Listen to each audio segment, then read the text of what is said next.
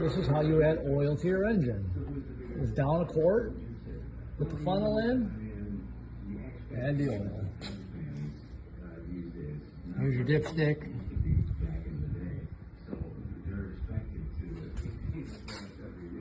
These engines run, they hold 6 quarts, you keep them at 5. You can run them down to 4 quarts. When they get down to 4 quarts, you come back up to 5 quarts. If you overfill the oil, it'll blow out. It'll blow out that tube right there, and it'll be on the ground or in flight. So you can go down to 4 quarts. When you get to 4, you go back up to 5.